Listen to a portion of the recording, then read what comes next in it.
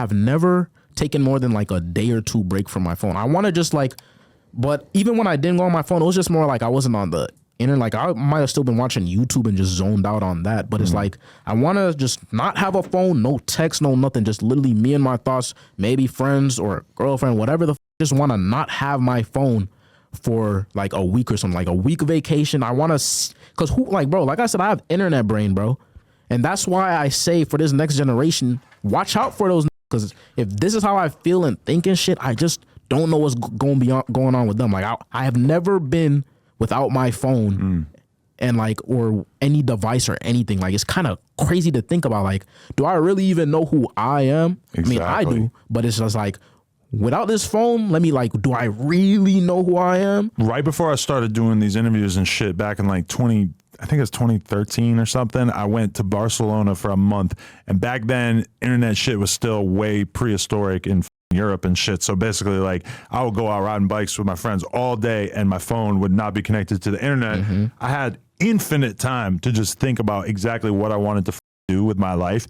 And I get back after that and I basically like start doing podcasts and start doing all this shit that basically takes me in the direction of everything. That was like, yes, because it just gave me so much time to like really be able to see my life with a zoomed out view and just be like, okay, this is how far you've gotten in your life up to this point. But if you really want to be successful, you need to like change course. You need to think about shit differently. And that, like, just having that space, like, yeah, I constantly have this thought lately of my whole life is divided up into making content and consuming content. I get home from talking to people all day, and what do I do in the car? I listen to podcasts. And what do I do when I have an hour or two before bed? I sit on the couch and I watch YouTube videos. And it feels like life is like everything else besides those two things. And a lot of times, especially when I go to other cities and I'm traveling and stuff, and I'm just like, the last time I was in New York, just walking around with the homies, just chilling in public and smoking and eating random slices of pizza and shit. I'm just like, this just feels like way more of a life than what I do typically. And I love what I do,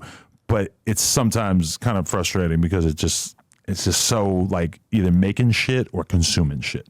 Yeah, I definitely feel that, like, just you're literally either making some shit or you're just watching other people say things, do things, type things. And it's like, especially with the internet, because I honestly been not doing, I mean, I haven't really been like on YouTube that much lately. Like, I came back to it just because like every time I'm about to do something, I have to get back on it. Like I'm planning on doing YouTube and shit. I used to do YouTube when I was a kid, but like I remember when I was a kid, bro, you know what's crazy? When I was a kid, I wanted to be a pop singer. Who were you looking at that you were inspired by? Michael Jackson, obviously. That's what a lot of people have been saying to me lately. That's interesting. Like, yo, Michael Jackson, bro, I wanted to be a pop star. And it's like, I was writing lyrics and all this other shit. And then even my mom, like, even she encouraged that. Like, obviously, she would have still wanted me to do, like, the college and shit or whatever. But she was definitely, like, rallying behind me and blah, blah, blah. And it's so funny, like, when I started this shit, like, and I'm making all this bread and shit, it's like she can't wrap her mind around it. And I'm just like, yo, mom, like, trust me, just let me have a couple, like, it's not even that long, like 2 years. Let me just do this shit, just watch what happens. So, like, that's really where I'm at right now. And honestly, at the end of the day, nobody ever really knows what's going to happen. But, like, I don't know. That's why I say, like, this shit is really like a game, bro. How old are you?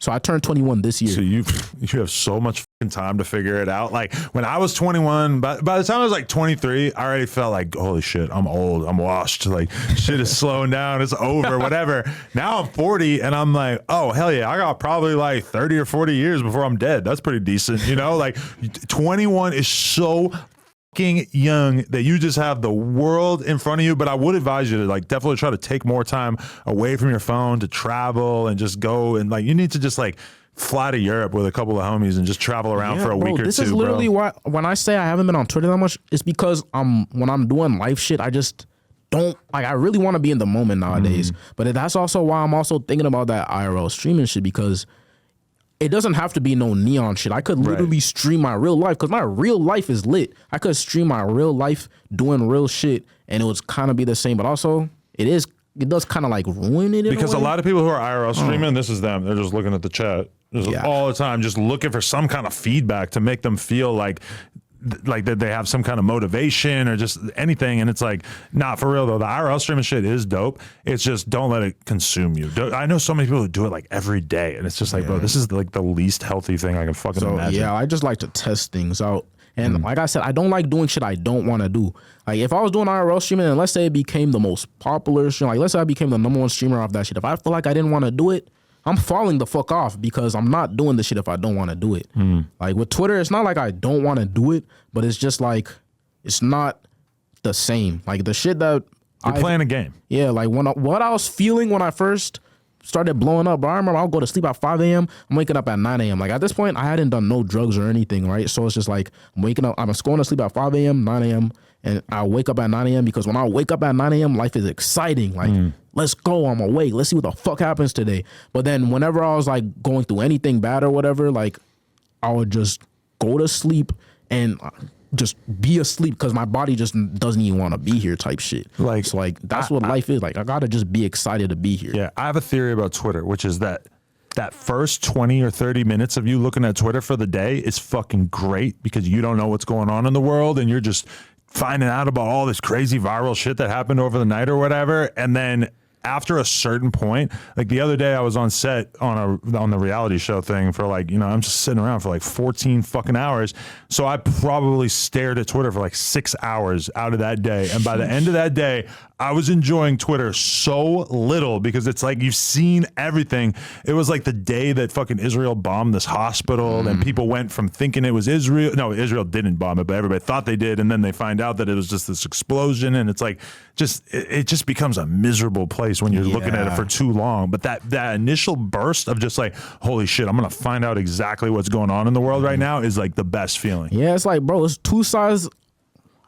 What was I even going to say, bro? Like, it's just two ways to look at it, bro. Yeah. You'll see the best of people and you'll see the worst of people. Like, some days you'll leave Twitter like, that was cool. And then other days you'll be like, bro, people are so fucking dumb. I do not like this world. Like, you guys are just too dumb.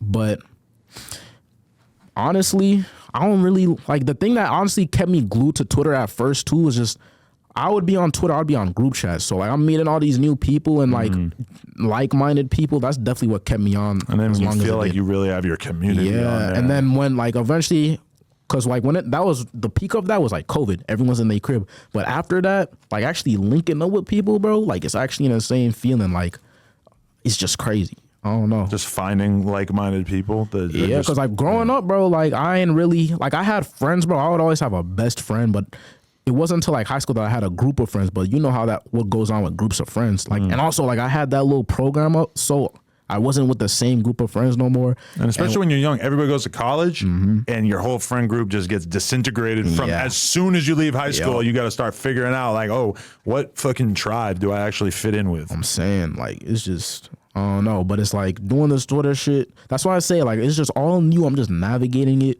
And like all these like-minded people, whether it's like-minded in terms of whether they're also going viral or whatever the fuck, or just like-minded in terms of like they see the potential in the app or whatever. But like for me, it's just funny because I'm really here on accident, like in terms of blowing up on Twitter. Like it was, but at the same time, when I first started on Instagram, like that's what first like kicked me off or whatever. Twitter was all like, that was the shit I always used. So it's like, it was always there, but it was also an accident. It's weird.